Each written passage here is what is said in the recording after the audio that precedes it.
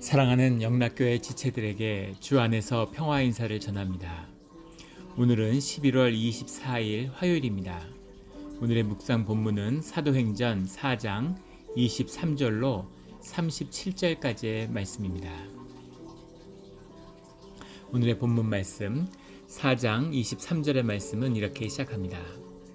사도들이 노임에 그 동료들에게 가서 제사장들과 장로들의 말을 다 알리니 제사장들과 장로들에게 붙들려 가서 죽음의 위협을 당했는데 그리고 돌아와서 그들이 받은 위협을 그 동료들에게 공동체에게 나누는 것이죠.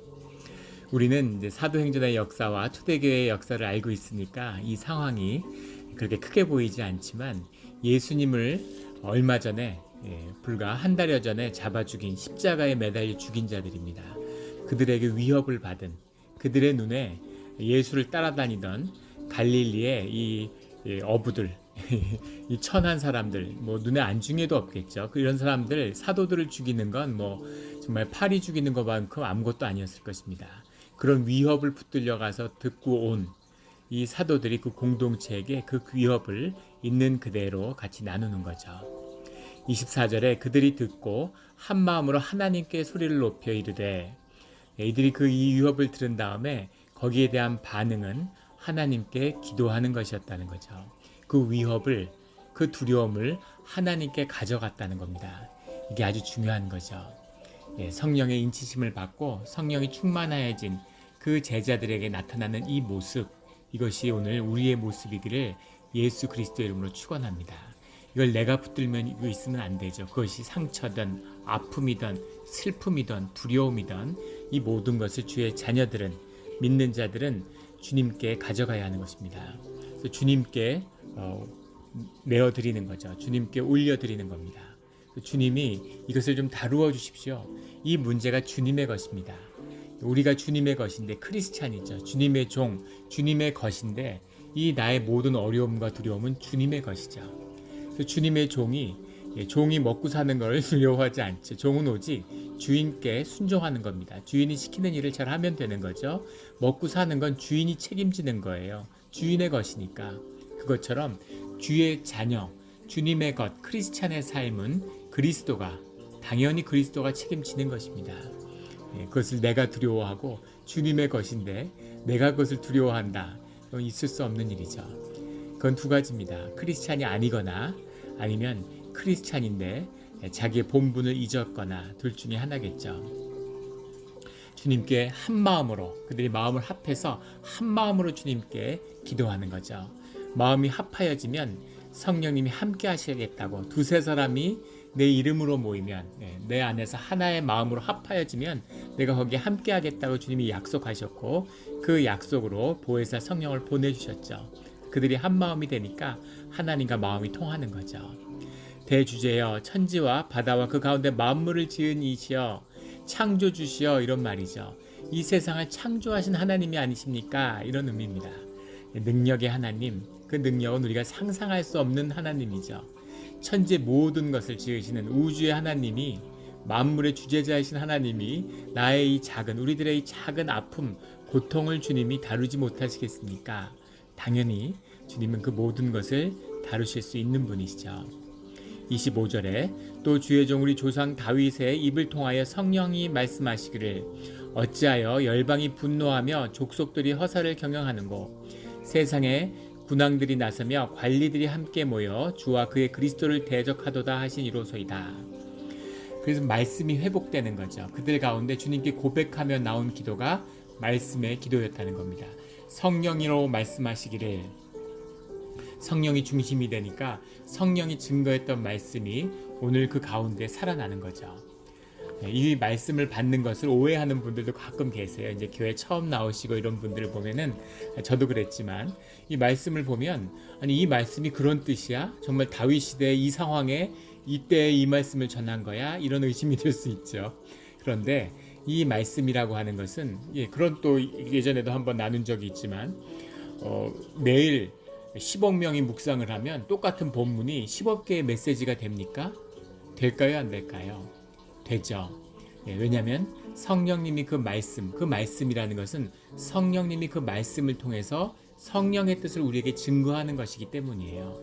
그래서 주의 음성을 듣는, 성령으로 감동됐을 때 주님이 주신 말씀이 그 말씀을 분별하며 주님의 뜻을 확정하는 증거가 되는 것입니다. 성령의 역사가 없이 그냥 말씀을 읽으면 무슨 내가 구약학자다, 종교학자들도 성경을 읽죠. 저도 크리스찬이 되기 전에 성경을 여러 번 봤어요. 참 신기한 것은 성경을 안다고 생각했다는 겁니다. 크리스찬들이 믿는다고 하는 자들이 성경이 뭔지를 모르지 학자들은 알고 있다고 생각하는 거죠. 그런데 나중에 신앙을 얻고 성령의 음성을 들으면서 성경이 무엇인지를 전혀 몰랐구나, 단 한 줄도 이해하지 못했구나 하는 것을 알게 되는 겁니다. 세상에서 성경을 평생 연구해도 성경에 대해서 가장 어리석은 자가 될 수 있는 것, 이것이 성경의 비밀이죠. 이것이 성령의 역사입니다. 이 말씀이 살아나서 말씀으로 주님과 연합되는, 말씀으로 주님을 영접하는, 말씀으로 성령이 살아나는 역사가 말씀을 통해 이루어졌다는 거죠. 그래서 우리가 말씀을 읽고 말씀을 묵상해야 되는 겁니다. 말씀을 읽지 않고 금식하고 계속 기도하면 이단이 되어 교주가 되는 겁니다. 주의 자녀가 되기 위해서는 말씀을 붙들어야 되는 것이죠. 늘 말씀 속에 회복되는 우리 공동체가 되기를 주의 이름으로 축원합니다. 27절에 과연 헤롯과 본디오 빌라도는 이방인과 이스라엘 백성과 합세하여 하나님께서 기름 부으신 거룩한 종 예수를 거슬러, 거룩한 종, 파이스 이런 말인데 종이라고 해석했는데 아들이라고 해석해도 되고, 그 다음에 소자, 어린아이, 주님이 이 어린아이와 같지 아니하면 천국에 들어갈 수 없다라고 말씀하신 그 어린아이가 이 종이에 나오는 파이스죠. 주님의 아들이라고 하는 것은 그 성경에서 일관되게 말하는 아버지의 유업을 받은 자입니다. 아버지의 일을 성취하는 자죠.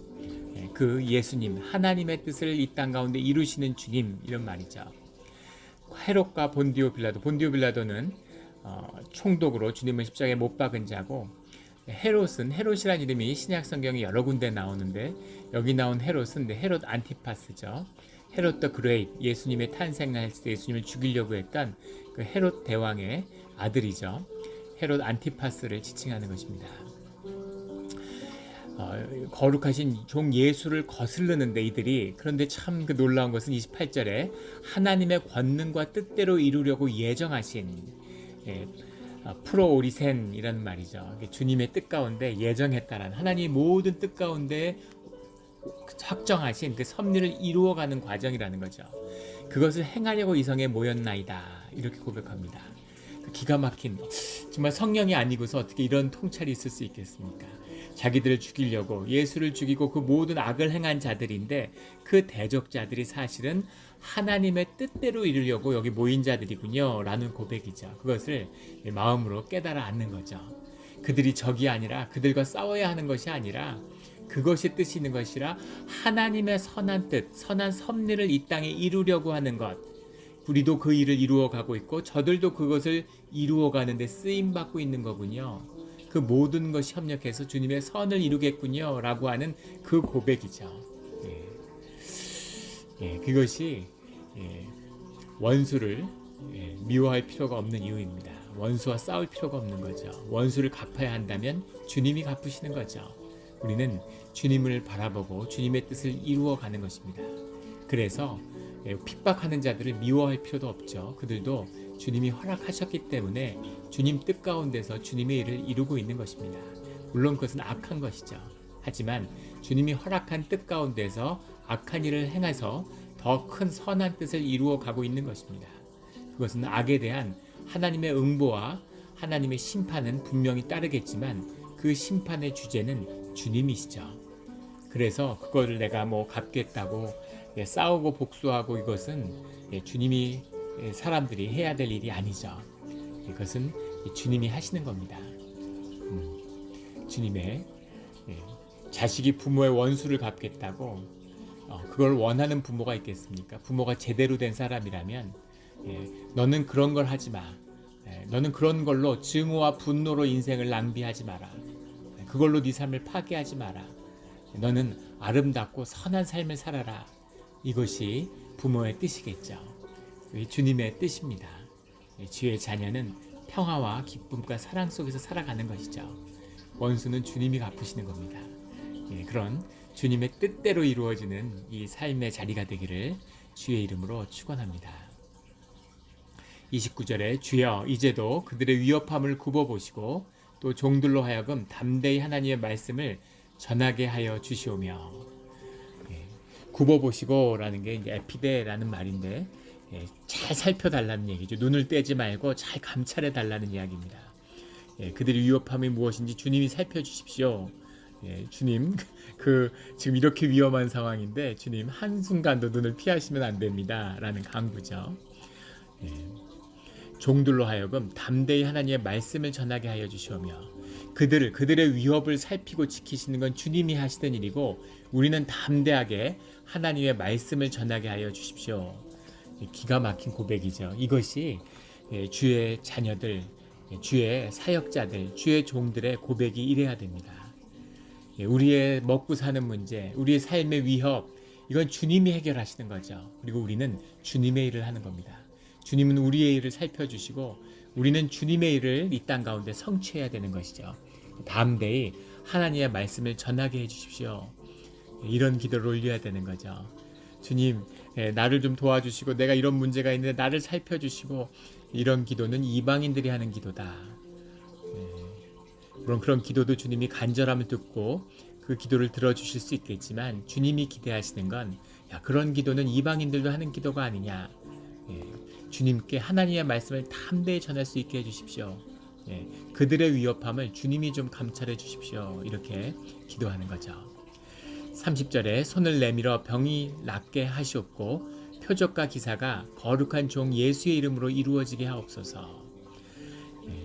병을 낫게 하옵시고, 기도를 통해서 아픈 자들이 있으니까 병을 낫게 해달라는 기도, 절실한 기도였겠죠. 그 시대는 어떻겠습니까?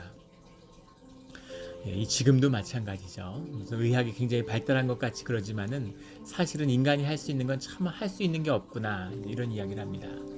지금도 백신으로 조만간 이 코비드, 이 바이러스를 잡을 것처럼 이렇게 막 얘기하지만, 그건 바이러스가 변하지 않는다는 것을, 변이를 하지 않는다는 걸 전제로 하고 있는 거죠. 변할까요, 안 변할까요? 생명인데 당연히 변하죠.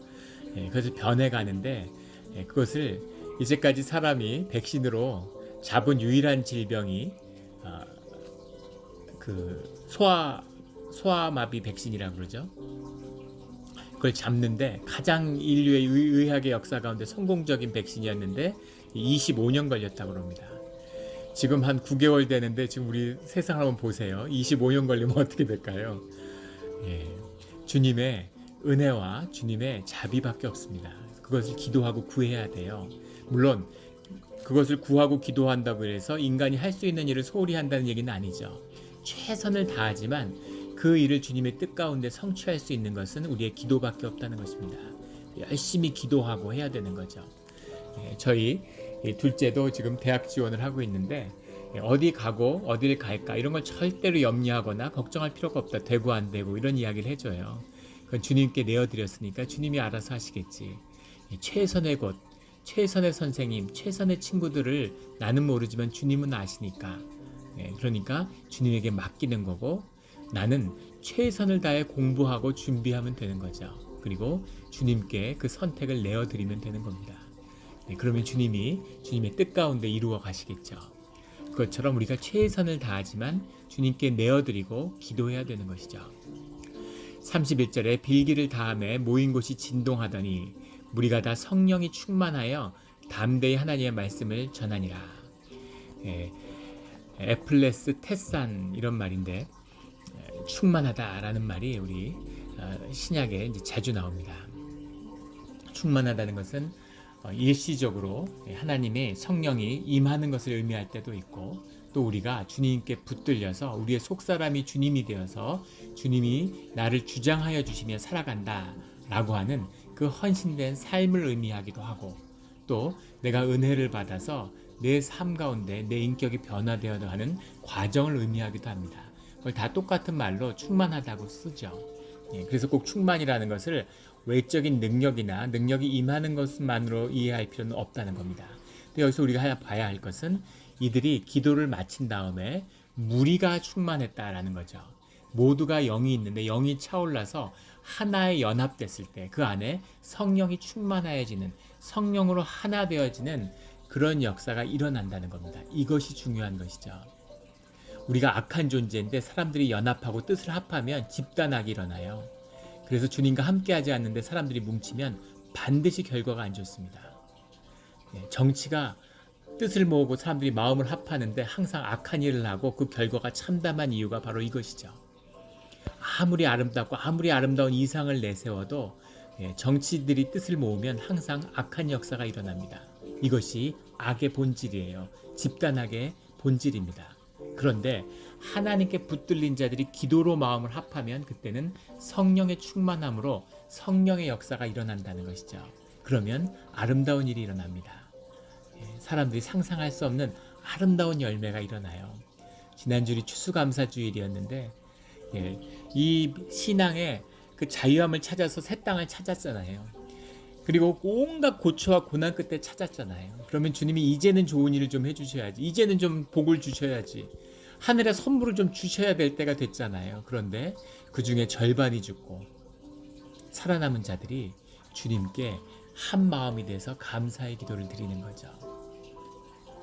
그 공동체 역사에 내린 축복이 오늘 미국이 누리는 충만함, 미국이 누리는 이 은혜, 풍성함, 충만함이 아니죠. 풍성함의 이 은혜입니다. 주님이 주시는 진정한 선물이죠. 하나가 되는 것, 내가 먹고 내가 합하고 그 열매를 내가 먹어야지. 그것은 성령의 역사가 아닙니다. 그건 에고의 역사죠. 그건 늘 악한 것으로 결과되게 돼 있어요. 아름다워 보이지만 결국 끝은 악한 최악의 결과가 기다리고 있는 것입니다. 늘 성령의 충만한 역사를 이루는 우리 공동체가 되기를 주의 이름으로 축원합니다. 내가 충만하고 그것도 의미가 있죠. 근데 내가 충만한 건 거짓이에요. 공동체로 하나가 돼야 진짜입니다. 그래서 공동체의 의미, 수도원에서 우리가 배워야 될 것, 수도원의 영성이 남긴 유산은 뭐냐면 공동체의 영성이라는 거죠. 이게 모더니즘이 오면서 영성도 내 것인 줄 알아요. 인디비주얼한 건 줄 압니다. 육신이죠. 육성이죠. 거짓이에요. 내가 은혜 받고 내가 능력 있고 방언을 내가 잘하니 너는 마귀의 방언을 받았느니 남을 정죄하고 예수의 이름으로 마귀의 짓을 하는 거죠. 공동체가 되고 하나가 됐는데 낳고 못하고가 뭐가 있습니까? 공동체가 됐는데 한 가족이 됐는데 내가 거기서 뛰어나고 못 뛰어나고가 어디 있겠어요. 교회에서 누가 잘 됐다 그러면 내가 더 기쁜 거죠.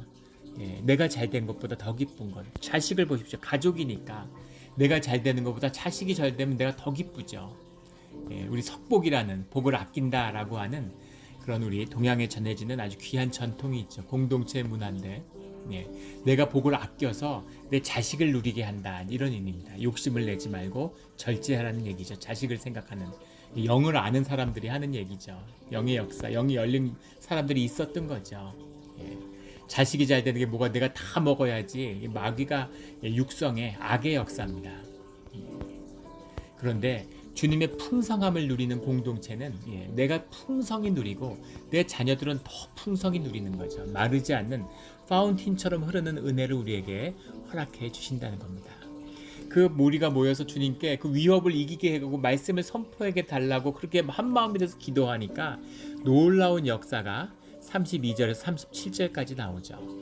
아직 교회라는 것이 무엇인지를 잘 모르고 있어요. 교회의 역사를 알지 못합니다. 그런데 이미 교회가 시작된 거죠. 32절에 믿는 무리가 한 마음과 한 뜻이 되어 모든 물건을 서로 통용하고 자기 재물을 조금이라도 자기 것이라 하는 이가 하나도 없더라. 예수님이 꿈꾸셨던 하나님 나라의 꿈이 주님이 떠나신 뒤에 이 제자들 가운데 이루어진 것이죠. 하나님이 말씀하셨잖아요. 예수님이 내가 떠나야, 보혜사의 성령으로 내가 돌아와야 너희들 가운데 하나님 나라가 함께할 수 있다라는 말씀을 선포하시고 약속하셨는데 그 말씀이 이루어진 겁니다. 마음을 합해서 한 마음으로 기도하며 주님의 말씀을 구하는 공동체가 세워졌기 때문이죠. 이것이 주님이 목숨을 버리며 십자가로 떠나신, 그리고 죽음으로 부활하신 뜻이죠. 이 뜻이 오늘 우리 가운데 함께하고 있는 것입니다. 믿는 무리가 한 마음과 한 뜻이 되어서 물건을 모두 나누어 쓰고 자기 재물을 자기 것이라고 하는 이가 하나도 없더라. 우리 것이니까 공동체의 것으로 나누어졌다는 거죠. 피를 나눈 가족도 내가 나눠서 내 눈물과 땀으로 키운 내 자녀도 이것이 안 됩니다. 부모 자식이 재산 때문에 싸우고 형제끼리 원수가 져요. 부모한테 거저받은 것인데 그걸 더 갖겠다고 형제가 원수가 지는 일들을 수없이 봅니다. 돈 많은 집에 평안하고 사이가 원만한 그런 가족을 본 적이 있으세요? 믿음의 가정 중에를 제외하고는 사실 저는 한 번도 본 적이 없습니다. 어디 세상에서도 주변에서도 늘 사이가 안 좋은 거죠. 재물 때문에. 근데 피 한 방울 섞이지 않은 DNA 한 가닥 나누지 않은 사람들이 주님의 자녀가 되어서 믿는 무리가 되어서 자기의 재물을 조금이라도 자기 것이라 하는 이가 하나도 없더라. 진정한 하나님의 나라, 진정한 기적이 이 땅에서 이루어진 것이죠. 이것입니다. 오늘 우리가 이루어야 할 하나가 이거예요. 이것을 이루기 위해서, 교회를 이루기 위해서 우리가 주님과 말씀을 배우고 훈련을 받고 모든 것 선교를 하고 이것이 이 땅에 임하고 이루어야 할 이 하나님 나라의 꿈이죠. 이 꿈은 이루어야 할 꿈이지만 우리 가운데 이루어진 꿈입니다. 내 에고 때문에, 내 욕심 때문에 이루지 못하고 있는 거예요. 우리의 죄성은 십자가로 다루어졌고 다룰 수 있는 것이죠. 이 교회의 역사도 우리 가운데 이루어질 수 있는 꿈입니다. 이것이 내 꿈이 돼야 이 주님의 꿈을 만나는 거죠. 내 삶이 찢기고 내 삶이 무너져서 내가 세상에 대해서 절망하는 자리에서 이 꿈을 만나는 거죠. 이 꿈을 내 꿈으로 받으면 이 꿈 때문에 십자가에 못 박혀서 살이 찢기는 고통 가운데 돌아가신 예수님의 애통함을 만나는 겁니다. 그 애통함으로 하나 되는, 애통함이 있어야 하나 되는 거예요. 아픔이 있어야 하나 되는 것입니다. 자부심과 자랑스러운 자존심 이런 걸로 절대 하나 되지 못하죠. 아픔과 이 무너진 자리, 애통하는 마음으로 하나 되는 것, 예수님과 하나 되고 무리가 하나 되는 그 비밀이 바로 이 애통함, 이 십자가 가운데 있는 것이죠. 이 공동체가 우리에게 이루어지기를 간절히 축원합니다. 이 꿈을 위해서 하는 거죠. 이것이 이 땅에 사는 유일한 이유예요. 이것을 한번 봐야 되는 겁니다. 이것을 거역하고 이것을 회방하는 자, 이런 자는 용서받지 못하죠. 다른 모든 죄를 용서하시는 주님이 성령을 거스르는 죄는 용서하지 않는다고 말씀하시는 그 비밀이 이 교회 가운데 있습니다. 33절에 사도들이 큰 권능으로 주 예수의 부활을 증언하니 우리가 큰 은혜를 받아, 증언하니 이런 게 본문이 정확히 기억이 안 나는데 아페디든 순 이런 말이었을 것 같은데, 이것이 빛을 갚다 이런 이야기입니다. 증언하니 이렇게 해석했는데 빛을 갚으니 이런 얘기예요. 빛을 갚을 때 우리가 다 빚진 자들이죠. 사랑의 빚을 지고 십자가의 빚을 지었습니다. 죄사함의 빚을 지었죠. 이것을 사람들에게, 무리에게 갚는 것입니다. 세상을 향해 갚아 나가는 거예요. 이것이 주님의 빚을 갚아가는 방식입니다. 교회 안에서 이제 그런 걸 많이 경험했을 겁니다. 그런 간증 수백 가지도 나눌 수 있죠. 예전에 섬겼던 교회 청년도 이제 그런 간증을 해. 집이 사업이 망했는데 참 이제 아버지는 사업이 망하는데 한국은 부도 수표 방지법인가요? 그런 법이 있어가지고 사업을 하다 망한 것도 억울한데 사업하다 망하면 감옥에 가야 돼요. 부도 수표를 발행한 것 때문에. 그래서 감옥살이를 해야 됩니다. 그래서 아버지는 이제 도망가고 가족이 뿔뿔이 흩어졌는데, 근데 신실한 가정이고 열심히 기도하고 이랬는데 그런 일을 경험하니까 얼마나 낙심이 되고 낭망이 되겠습니까? 대학생이었는데 동생들 생각하고 상황을 생각하고 이러니까 자기가 돈 벌어야지 학교 다닐 때도 안 되고, 근데 대학 그만두고 돈 버는데 무슨 돈을 얼마나 벌겠습니까? 참 막막하고 힘들 때고, 대학을 졸업하고 번듯한 직장을 얻으면 좋을 텐데 참 힘든 거죠. 그런데 그분이 이제 그런 간증을 나누는 거예요. 교회 안에서 그 학비들을 다 도움을 줬다는 거죠. 아무도 모르는, 조용히 불러서 자기가 개인적으로 잘 모르는 분인데 신자지만 뭐 교회가 크니까 근데 불러서 소식을 전해 들었는데 학비로 쓰고 생활비로 써라 이러고 돈을 지원해 주면서 그래서 자기가 너무 고마우니까 제가 꼭 갚겠다고 그러면은 꼭 갚아야 되는데 절대 나한테 갚지 말고 나중에 어려운 사람들 너와 같은 사람들에게 갚아라 이렇게 얘기해 주더라는 거죠. 저도 이제 많은 빚을 졌죠. 주님께 빚을 졌지만 또 주님의 사랑의 빚이 많습니다. 저희 병투병하고 아플 때 뭐 수입도 전혀 없는데 병투병을 한 4년 했잖아요. 그런데 정말 무수히 많은 셀 수도 없는 많은 도움 속에서 살았습니다. 그런데 정말 다른 주에서도 도움이 오고 도대체 어떻게 이걸 어떻게 알고 이렇게 왔을까? 한번 가보지도 못한 주에 있는 미국 교회인데 거기서 책이 날라오는 거예요.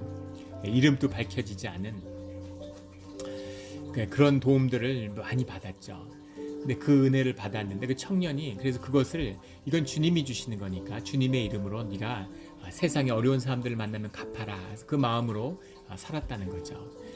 그래서 그 공중파 방송국에 기자가 돼가지고 뭐 아주 잘 나가는 그런 기자가 됐는데 무슨 뉴스 같은 거 앵커도 하고 근데 그것도 자기의 학력이나 자기 실력으로나 도저히 갈 수 없는 자리라는 거예요.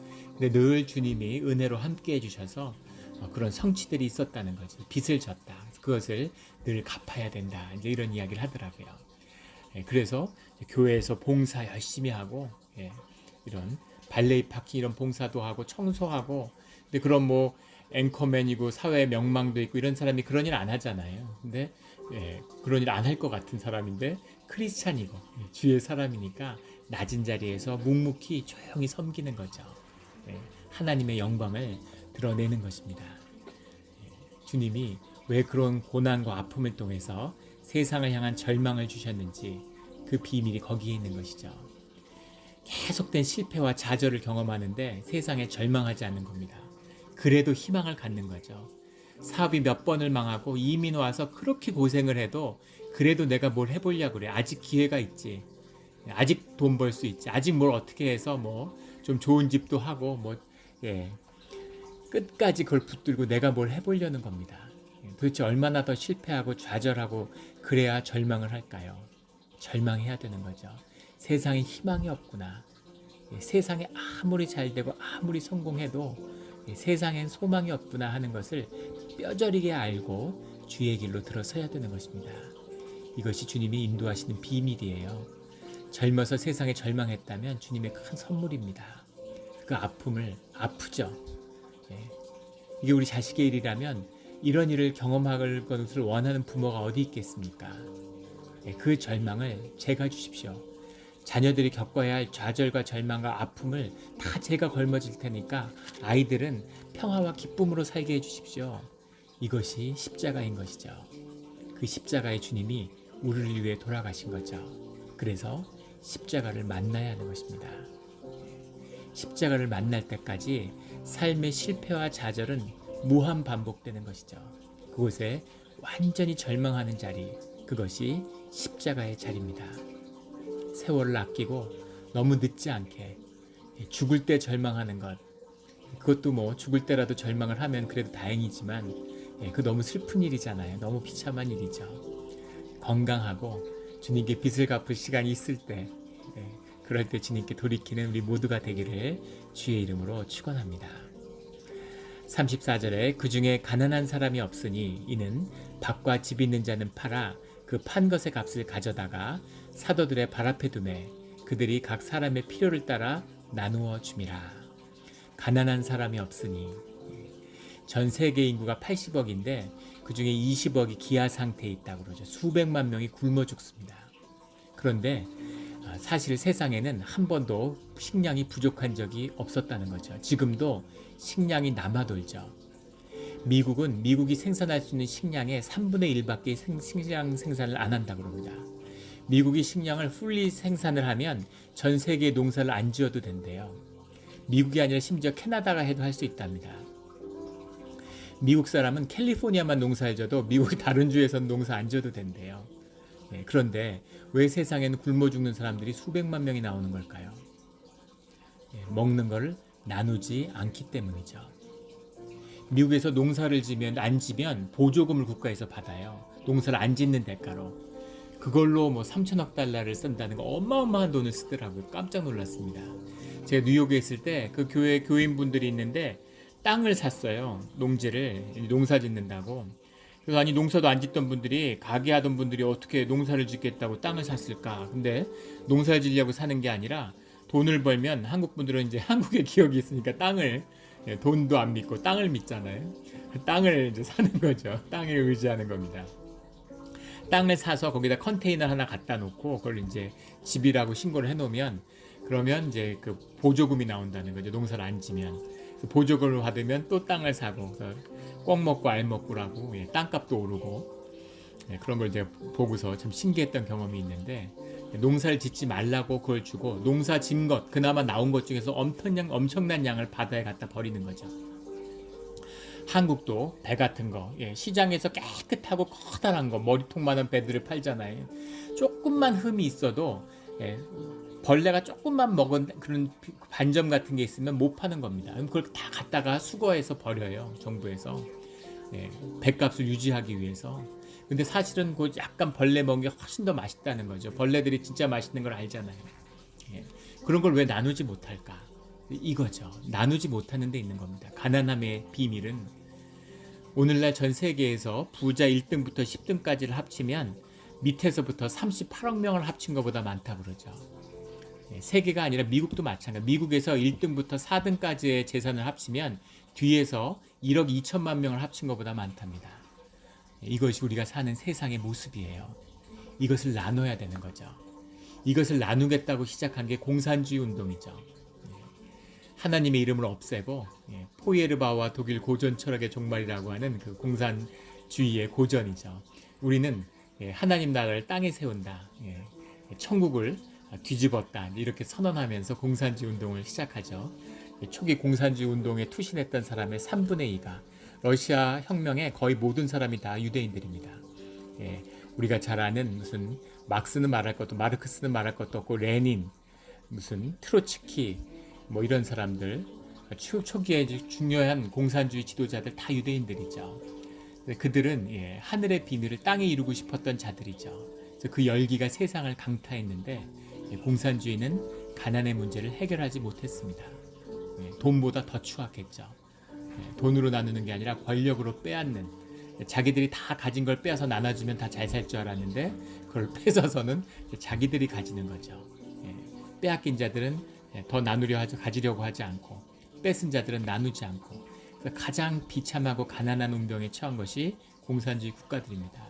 인간의 악을 보여주는 거죠. 이 가난의 문제를 해결할 수 있는 이 나누는 비밀, 자식도 못 나누는데 형제도 못 나누는데 뭘 세상에서 나눌 수 있겠습니까? 이것이 나누어지는 유일한 비밀, 그 비밀이 바로 복음 속에 있는 거죠. 주님의 안에 있는 것입니다. 이 수박의 껍데기만 핥아도 세상의 부요함의 비밀이 열려요. 유럽의 북부 유럽 이런 데 가면 정말 잘 삽니다. 당장의 수입이 아니라 그동안 쌓아놓은 인컴이 아니라 스톡이 좋은 거죠. 쌓아놓은 부가 누려져서 진짜 젖과 꿀이 흐르는구나 그런 느낌을 받아요. 진짜 잘 사는구나. 덴마크, 벨기에, 스위스, 노르웨이 이런 데 말할 것도 없죠. 정말 기름기가 잘잘 흐릅니다. 그 나라들이 다 종교개혁에 충실했던 나라들이죠. 하나님의 뜻에 한 발자국이라도 더 다가가려고 하는 그것이 그 풍요함으로 나누어지는 거죠. 이것이 복음의 비밀이에요. 이걸 봐야 되는 거죠. 더 잘 살고 싶어서 잘 살겠다고 콜롬비아 무슨 이런 나라들 보십시오. 베네수엘라 정말 적의 진정한 땅의 축복이 아닐까. 모든 걸 다 가진 나라들이죠. 그런데 극빈함, 굶어 죽는 사람이 베네수엘라에서 나오잖아요. 가진 것, 내가 차지한 것에서 절대 부요함의 비밀이 열리지 않습니다. 이 누리는 비밀, 그 부요함이 열리는 비밀, 이것이 성령 안에 있는 것이죠. 이것을 수박 겉만 핥아도 누리는 그 부요함들을 보세요. 이거를 깨서 먹으면 어떻게 되겠습니까? 이게 초대교회의 역사죠. 그 사회 가장 낮은 자들, 가장 모자란 자들이 모여서 마음을 하나로 합하니까 생명의 위대함이 터져 나오는 거죠. 로마를 뒤집었습니다. 세상을 뒤집어 버렸어요. 이런 비밀이, 이런 신비가 오늘 우리 가운데 왜 열리지 못하겠습니까? 주님이 그것을 열리기를, 변하기를 원하시는데 이 비밀이 우리 가운데 열려야 하는 것이죠. 이 비밀이 열리는, 이 새로운 하나님의 나라가 임하는 그 시작이 우리 영락 공동체가 되기를, 이 시간 이때가 되기를 예수 그리스도 이름으로 축원합니다. 아멘.